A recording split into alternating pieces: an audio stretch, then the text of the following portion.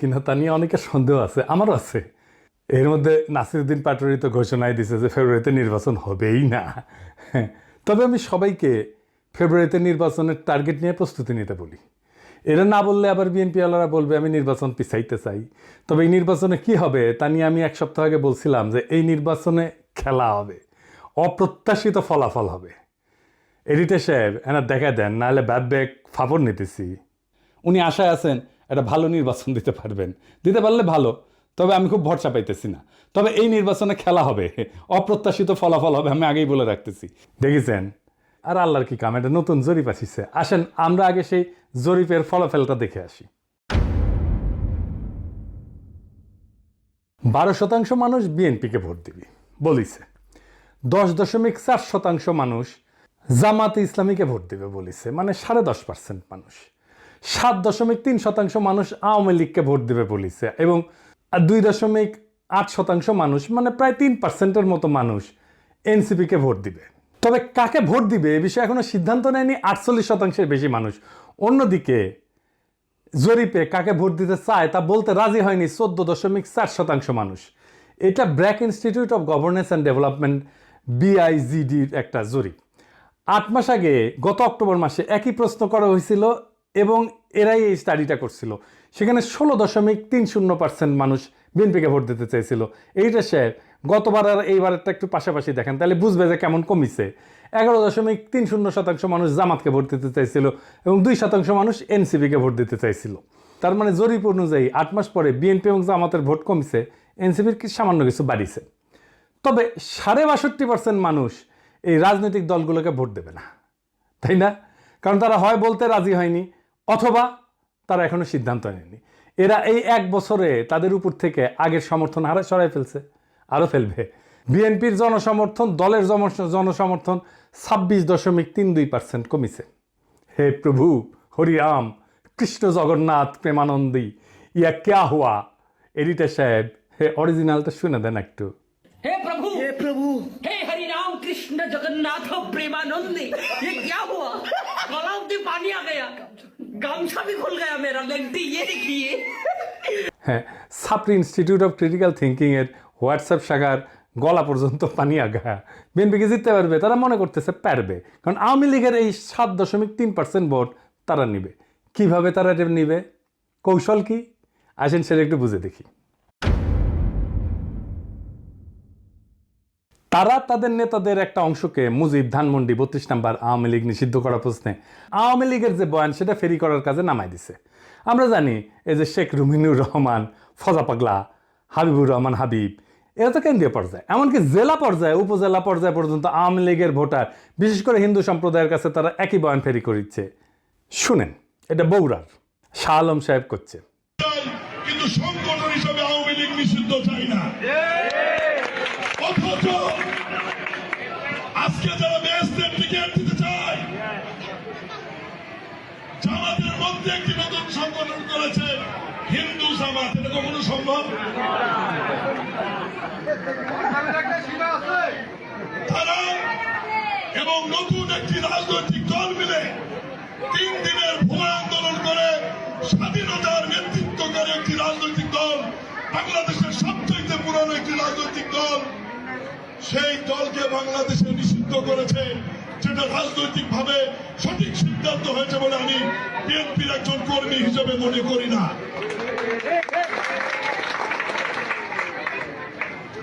এই বাংলাদেশের ইতিহাস লিখতে গেলে মহান স্বাধীনতার ঘোষক শহীদ রাষ্ট্রপতি জিয়াউর রহমানের নাম লিখতে হবে।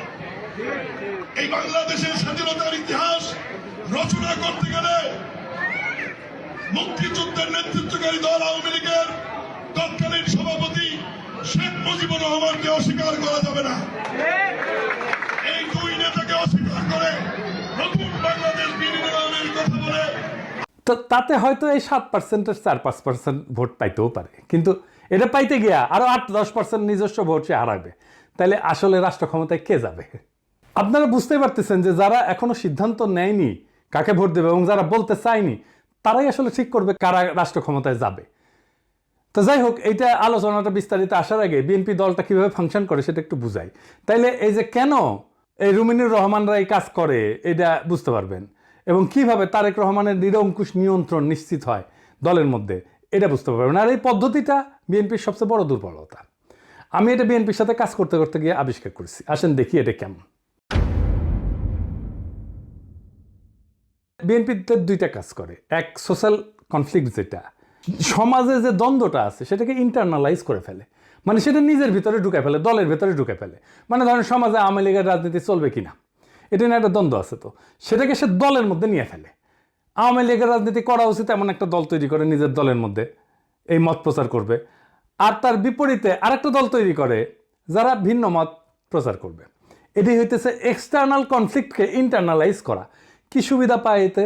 সে মনে করে যে এক্সটার্নাল যে কনফ্লিক্ট এটা তো ম্যানেজ করা ডিফিকাল্ট, এক্সটার্নাল কনফ্লিক্টকে আমি যদি ইন্টারনাল করে ফেলি সেটাকে আমি কন্ট্রোল করতে পারবো ইজিলি, কারণ আমি তো নেতা, আমার কথা দুই পক্ষই শুনবে।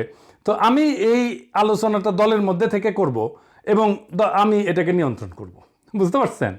মানে সমাজের যে বিতর্ক সেটা আমি নিজের দলের ভেতরের একটা ইন্টারনাল বিতর্ক করে ফেলবো। দলের ভেতরে যদি আমি ইন্টারনাল, সমাজ তো আমার কথা শোনে না, তো দলের ভেতরে যদি আমি ইন্টারনাল কনফ্লিক্টটা নিয়ে আসি তাহলে দলের লোক সবগুলো আমার কথা শুনতে বাধ্য হবে। আর একটা বিষয় হইতেছে যে এরা একজনকে আরেকজনের পিছনে লাগিয়ে দেয়। এই যে কনফ্লিক্টটা দলের ভেতরে নাই সেটা তৈরি করে। আমাকে এই যে ওয়াহিদুজ্জামান অ্যাপোলো একদিন বলে ফোন মেরা যে বিএনপির অনেক লোক বলে যে আপনি রয়ের এজেন্ট। হ্যাঁ, তার মানে কি বুঝেছেন? তো তার মানে এটাই যে শুনে হয় আমি বিব্রত হব বা সংকুচিত হব বা ভয় পাবো, এবং আমি একটা আশ্রয় খুঁজবো, এবং আমাকে এমন একটা মহাশক্তির কাছে পাঠাবে যে আমাকে আশ্রয় দেবে, অথবা সেই আশ্রয় দেবে। তার মানে বুঝেছেন তো? বা সেই বলবে আরে ব্যাপার না, আমি দেখতেছি, আমার উপরে ছেড়ে দেন। হ্যাঁ, তো সে তার দলের লোকদের উপর আনুগত্যটা কেনে, তারা এটা চাপে ফেলা, ভয় দেখায়, আনুগত্য আদায় করে। এটা বিএনপির কৌশল। যাই হোক, এই যে এক্সটার্নাল কনফ্লিক্টটাকে ইন্টারনালাইজ করে ফেলা, এটা তার নির্বাচনে আওয়ামী লীগের ভোট টানার একটা কৌশল। তো যাই হোক, এখন এই যে নির্বাচনী জরিপ, এটার প্র্যাকটিক্যাল ফলাফলটা কি? প্রথম ফল হইতেছে বিএনপি আগামী সরকার গঠন করতে পারছে কিনা এটা বিরাট সন্দেহের মধ্যে পড়ে গেল। ধরেন এনসিপি আর জামাত ঐক্য হইল, ওইদিকে বিএনপি নিজের ভোটের সাথে আওয়ামী লীগের ভোট আর জাপার ভোট মিলে একটা হাড্ডাহাড্ডি লড়াই হইল। তাও কি বিএনপি বা এনসিপি জামাত ক্ষমতা আসতে পারতেছে? না, পারতেছে না। কারণ 62.5% মানুষ জামাত, বিএনপি, এনসিপি কাউরে, এই 62.5%-এর ভয়েস হয়ে উঠতে পারবে যারা, তারাই আগামী সরকার তৈরি করবে। তাইলে কিভাবে এটা গড়ে উঠবে? বাংলাদেশ একটা রাজনৈতিক ফ্রন্ট গড়ে উঠবে। প্রকৃতি শূন্যতা পছন্দ করে না। এই 62% মানুষের একটা ফ্রন্ট গড়ে উঠবে। এই মানুষকে ভয়েস দিতে হবে। এই ফ্রন্ট দেশের নির্বাচনে জিতে আসবে। কিভাবে? ধরেন কয়েকটা ব্রড ইস্যুতে যদি একটা ঐক্য হয়। 1 নাম্বার, বাংলাদেশে ভারতীয় আধিপত্যবাদের অবসান হবে। 2 নাম্বার, স্বাধীনতা, সার্বভৌমত্ব, জাতীয় মর্যাদা এবং আঞ্চলিক অখণ্ডতা অক্ষুণ্ণ রাখতে হবে। 3 নাম্বার, আওয়ামী ফ্যাসিবাদের চিরস্থায়ী অবসান ঘটাইতে হবে। 4 নাম্বার, একটা ইনসাফ ও সাম্যের বাংলাদেশ বানাইতে হবে। তো এই ইস্যু নিয়ে যদি ফ্রন্ট হয় তাহলে এই 62.5% সেই ফ্রন্টের সাপোর্টার হয়ে যাবে। এন্ড কইতে পারেন এমন কোনো ফিগার আছে যে এই ফ্রন্টের নেতৃত্ব দিতে পারবে? আছে, অনেকেই আছে। আমি আজ একজনের নাম বলবো, মাহমুদুর রহমান। উনি এই ফ্রন্টের নেতৃত্ব যদি দেন সবাই ওনার পাশে এসে দাঁড়াবে। ইলিয়াস কনক, পিনাকির কথা বাদই দেন, এরা মাহমুদ ভাই আওয়াজ দিলে ঝাঁপে পড়বি। এর বাইরে হেফাজত, ইনকিলাব মঞ্চ, আপ বাংলাদেশ, এবি পার্টি, ইসলামী শাসনতন্ত্র আন্দোলন, এরা সবাই এসে দাঁড়াবে। এটাই হয়ে উঠবে রাজনীতির মেইন স্ট্রিম। এনসিপি আর জামাতের কোনো অপশন থাকবে না এই ফ্রন্টে জয়েন না কইরা। বিএনপিও আসতে পারে এই ফ্রন্টে, স্বাগত জানাই আমরা। এই ইস্যুতে ঐক্য হইলে ওয়াই নট, কিন্তু সিট যা দেব মাইনা নিতে হবে। এই ফ্রন্ট মানে বিএনপির বিরুদ্ধে যাওয়া না, কিন্তু বিএনপির বিরোধিতা করাও না, বরং অ্যান্টি ফ্যাসিস্ট, অ্যান্টি ইন্ডিয়া সমস্ত শক্তিকে একটা কমন গ্রাউন্ডে নিয়ে আসা। আমি তো চাই বিএনপির আলতাফ হোসেন চৌধুরী ভাই উনি জিতে আসেন, ইয়াংদের মধ্যে শহীদুদ্দিন চৌধুরী এনে জিতে আসুক, আমি এটা চাই। কিন্তু রুমিন ফারহানা হারুক, হাবিবুর রহমান হাবিব হারুক, ফজা পাগলা হারুক। আমি যদি ইলেকশনের আগে দেশে যেতে পারি, আমি আলতাফ ভাইয়ের এলাকায় গিয়ে ক্যাম্পেইন করে দিয়ে আসবো, যেন উনি যেতে ধানের শীষের ক্যাম্পেইন করে দিয়ে আসবো। আমার ক্যাম্পেইনের দরকার নাই ওনার জেতার জন্য, উনি এমনি জিতবেন, কিন্তু আমি যাব আমার নিজের মনের শান্তির জন্য যাব, যে আমি আলতাফ ভাইয়ের ইলেকশনে কিছু কাজ করেছিলাম। তো এই যে ফ্রন্ট, এর ফ্রন্টের সুবিধা কি হবে? এই ফ্রন্টে রাজনৈতিক দলের মাতবরি থাকবে না। রাজনৈতিক দলগুলোকে কিন্তু দেশের মানুষ পছন্দ করে না, বিশ্বাসও করে না। সেজন্য রাজনৈতিক দল অ্যান্টি হাসিনা লড়াইয়ের নেতৃত্ব দিতে পারেনি। এটা মাইনে নিতে হবে সবাইকে। এই ফ্রন্ট 2024-এর বিপ্লব যারা করছে সেই রকম একটা জনগণের ফ্রন্ট হইয়া উঠবে। রাজনৈতিক দল যা খুশি তাই করতে পারবে না। এনসিপির বালখিল্যতা, জামাতের রাজনৈতিক ভুল, অন্য ছোট দলের ন্যাশনাল ইম্প্যাক্ট তৈরি করার অক্ষমতা সব দূর হয়ে যাবে। এক নতুন আশায় দেশবাসী বুক বাঁধবে, সারা দেশে এক নতুন আশার সঞ্চার হবে। আমরা কলা গাছও যদি দাঁড় করাই দিই, বেশিরভাগ আসনে তারা জিতে আসবে। আমরা বিএনপির ট্রু ন্যাশনালিস্ট নেতাদের আসনে কোনো প্রার্থী দেব না। আমাদের মার্কা হবে বাম্বু। বাম্বুর দাবরা নিতে দেশকে আবার সঠিক রাস্তায় নিয়ে আসবো। এই 62% থেকে বাংলাদেশের আগামীর রাজনীতি উত্থিত হবে। এখন প্রশ্ন হচ্ছে, মাহমুদ ভাই কি রাজনীতিতে এভাবে আসতে রাজি হবেন? না, হবেন না। ওনারা যারা চেনেন তারা জানেন উনি হবেন না। এই ভিডিও দেখার পরে উনি আমার ফোন দিয়ে ঝাড়ি দিবেন, বলবেন এসব কি পাগলামি শুরু করিস, আমি আমার দেশ নিয়ে আসছি, আমার বয়স হয়েছে। তো যাই হোক, উনি যাই বলুক, সক্রেটিস বলছিলেন সেই নেতাই শ্রেষ্ঠ নেতা যে অনিচ্ছুক নেতা। মাহমুদ ভাই অনিচ্ছুক নেতা, তাই উনার বাংলাদেশের সেরা নেতা হওয়া সম্ভব। এইটারে বলে সিনাটাস আর্কিটাইপ। কঠিন লাগিচ্ছে হ্যাঁ কথাটা শুনে, টার্মটা শুনে, কিন্তু এটা খুব মজার ইতিহাস আছে, আসেন শুনি। উনার নাম ছিল লুসিয়াস কুইন্টিয়াস সিনসিনাটাস। 458 খ্রিস্টপূর্বাব্দে একজন রোমান সম্রাট ছিলেন তিনি। এই গল্পটা শুরু হয় একটা গভীর সংকট দিয়ে। রোমান সেনাবাহিনী কনসাল মিনুসিয়াসের অধীনে প্রতিবেশী উপজাতি ইকুইদের দ্বারা অবরুদ্ধ হয়ে পড়ে এবং ধ্বংসের মুখোমুখি হয়। রোম শহর আতঙ্কিত হইয়া যায়। এই চরম মুহূর্তে সিনেট মরিয়া হইয়া, উনি প্রাক্তন সেনাপতি ছিলেন সিনসিনাটাস, ওনাকে সম্রাট হিসাবে নিয়োগের পক্ষে ভোট দেয়। উনি তখন অবসর জীবনযাপন করেছিলেন এবং কৃষিকাজ করেছিলেন। সিনেটের একটা প্রতিনিধি দল তার ছোট খামারে পৌঁছায়, সেখানে তাকে তার জমিতে লাঙল চাষ করতেছে দেখে। দেশের ডাকে সাড়া দিয়ে সিনসিনাটাস একটা নতুন সেনাবাহিনী গঠন করে এবং অসাধারণ সামরিক অভিযানে একদিনের মধ্যে ইকুইদেরকে পরাজিত কইরা অবরুদ্ধ রোমান বাহিনীকে উদ্ধার করে রোম শহরকে রক্ষা করে। 6 মাসের জন্য ওনাকে সম্রাট বানানো হয়েছিল, কিন্তু 15 দিন বা 16 দিন পরে উনি ক্ষমতা চাইরা আবার চলে যান, ওনার ক্ষেতের মাঠে চলে যান কৃষিকাজ করতে। জর্জ ওয়াশিংটনের হিস্ট্রিও কিন্তু এইরকম।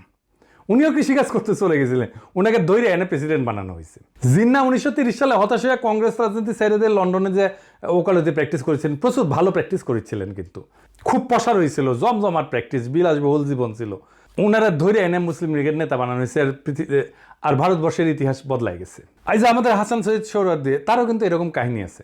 ওনার বোন বেগম শায়েস্তা ইকরামুল্লাহ সোহরাওয়ার্দীর লেখা জীবনীতে আছে। 1933 সালে সোহরাওয়ার্দী সিদ্ধান্ত নিল আর রাজনীতি করবেন না। ট্রেনে করে ভাইয়ের সাথে বোম্বে থেকে কলকাতা ফিরতেছিলেন। প্রোগ্রাম ছিল স্টেশনে নেমে বাসায় ফিরে রেস্ট নেবেন এবং ঘর সংসার করবেন। তো ওনার বড় ভাই ওনাকে ট্রেনে প্রতিজ্ঞা করেছে আর কখনো রাজনীতি করবা না। উনিও বলছেন আর করবো না ভাই।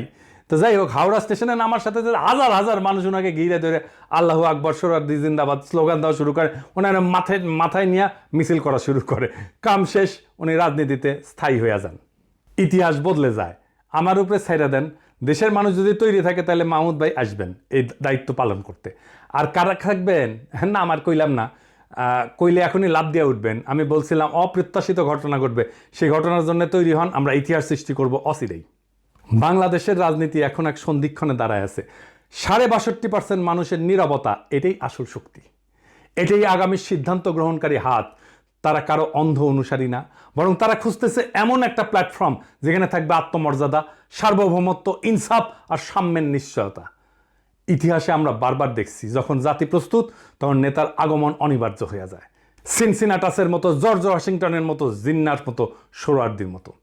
সেই নেতা হয়তো এখনো মাঠে নাই, কিন্তু মুহূর্ত আসলেই ইতিহাসের পাতা থেকে উঠে আসবেন তিনি। আমাদের করণীয় একটাই, নিজেদের প্রস্তুত করা, মানুষের মনে আশার শিখা জ্বালায় রাখা এবং সেই 62% মানুষকে এক কণ্ঠে, এক পতাকার নিচে, এক স্বপ্নে ঐক্যবদ্ধ করা। এটাই হবে বাংলাদেশের নতুন ভোর, নতুন সূর্যোদয়। এটাই হবে সেই মুহূর্ত যখন আমরা ইতিহাসের বইয়ে নিজেদের নাম লিখব, শুধু দর্শক হিসাবে না, বরং সক্রিয় অংশগ্রহণকারী হিসাবে, রাজনৈতিক এজেন্সি হিসাবে, রাজনৈতিক শক্তি হিসাবে তৈরি